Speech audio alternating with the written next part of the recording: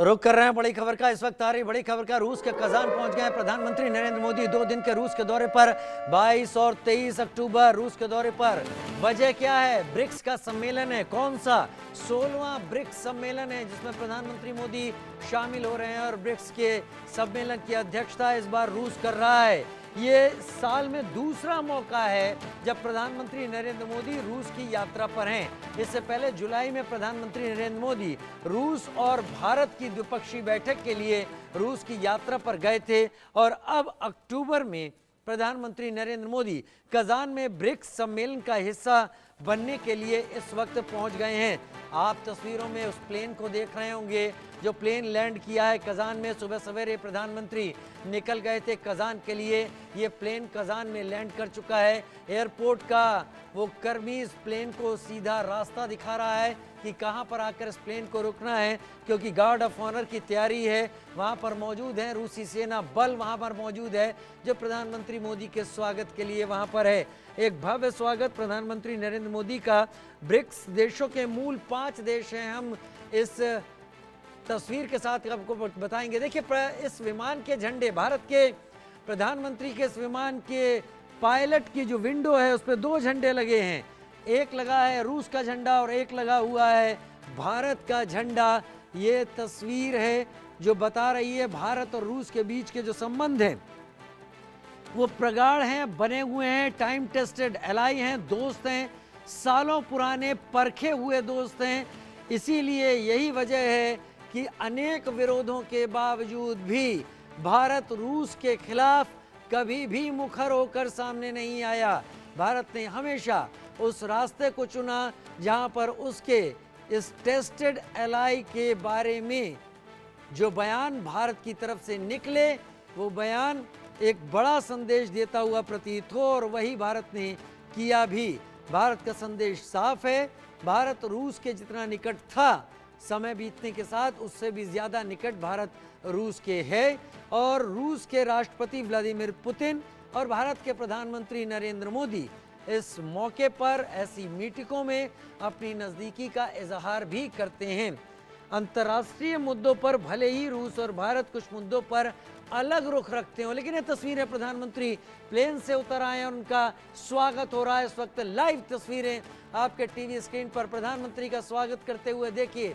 एक के बाद एक प्रधानमंत्री के स्वागत के लिए वहां पर लोग मौजूद, और पारंपरिक रूसी वेशभूषा में रूसी युवतियां यहां पर प्रधानमंत्री के स्वागत के लिए इस वक्त खड़ी हुई हैं, उपहार लेकर और मिष्ठान लेकर वहां पर सामने प्रधानमंत्री के खड़ी हुए हैं। प्रधानमंत्री ने हाथ जोड़कर, जो प्रधानमंत्री की पुरानी अदा है, उन्होंने हाथ जोड़कर ही अभिवादन स्वीकार किया है उनका, क्योंकि रूस पहुंचे हैं तो प्रधानमंत्री ने गर्म कपड़े पहने हुए हैं। हालांकि प्रधानमंत्री ने सिर पर किसी तरीके की कोई चीज़ अभी नहीं रखी है, जैसे वहाँ के कुछ लोग अपने सिर पर रखे हुए हैं। शायद वहाँ पर ठंड का माहौल है कजान में, लेकिन एक बड़ी तैयारी प्रधानमंत्री के स्वागत के बाद। यहाँ से प्रधानमंत्री आगे के लिए बढ़ेंगे। आज ब्रिक्स समिट में शामिल होने के लिए प्रधानमंत्री वहां पहुंच चुके हैं।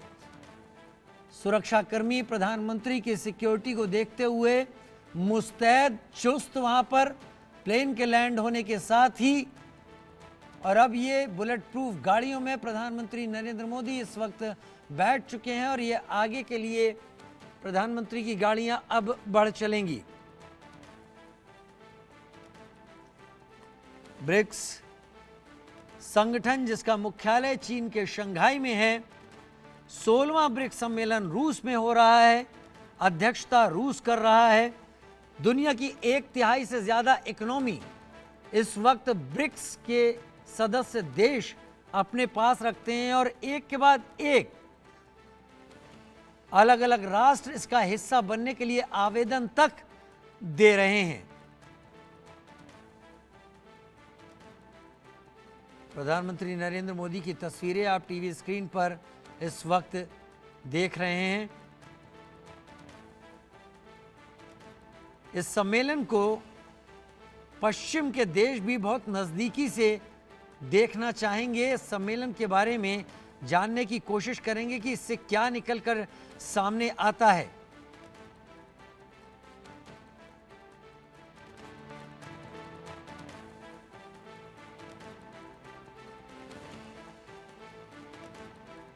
22 22 अक्टूबर 23 अक्टूबर के बीच प्रधानमंत्री नरेंद्र मोदी 2 दिन के लिए इस संगठन में, जिसकी अध्यक्षता रूस कर रहा है, उसमें शामिल होने के लिए कजान पहुंच चुके हैं। यह संगठन इस लिहाज से भी सफल रहा है कि इसमें 40 के करीब देशों ने अब तक इससे जुड़ने की इच्छा जाहिर की है।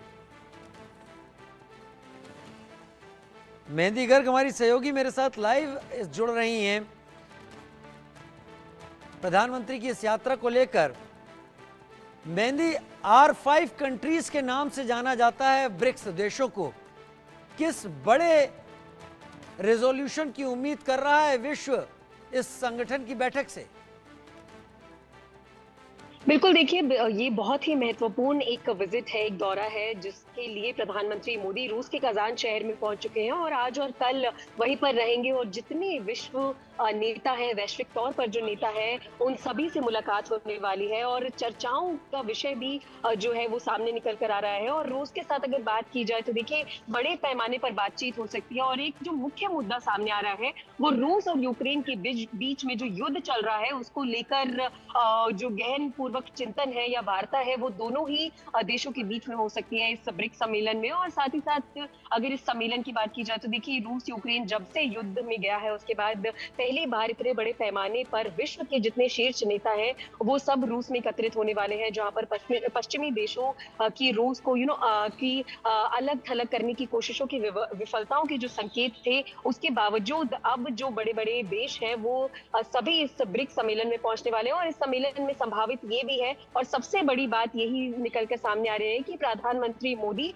शी जिनपिंग यानी कि चाइना के प्रेसिडेंट के साथ भी मुलाकात कर सकते हैं और भारत चीन संबंधों को लेकर भी नई दिशा जो है वो तय हो सकती है। और अगर ब्रिक्स की बात की जाए तो जैसा आपने भी बताया कि कितने इसमें जो देश है वो शामिल है, तो इसमें ब्राजील, रूस, भारत, चीन और दक्षिण अफ्रीका, ये जो 5 देश हैं वो मुख्य तौर पर मिलेंगे, बैठेंगे और एक जो वार्ता है वो उनके बीच में होगी और वैश्विक आर्थिक और राजनीतिक मंच के रूप में ये पूरी वार्ता निकलकर सामने आ सकती है, जिसमें नई ताकतें भी शामिल हो रही हैं। और अगर 2023 के सम्मेलन की बात की जाए तो उसमें कई ऐसे देश थे जिनकी सदस्यता और व्यापक रूप से उन्होंने इस पर भाग लिया था 2023 में भी, तो इसे बहुत सफल बनाया था। तो ब्रिक्स अब जो है वो $60 ट्रिलियन की जीडीपी और 37.4% वैश्विक सकल उत्पाद का प्रतिनिधित्व भी करता है। साथ ही साथ G7 से भी ज्यादा शक्तिशाली इसे कहीं ना कहीं माना जा सकता है और इस बढ़ते संगठन की भूमिका भी आने वाले दशकों में वैश्विक शक्ति के संतुलन को बदलने के लिए भी बहुत महत्वपूर्ण हो सकती है। और इसमें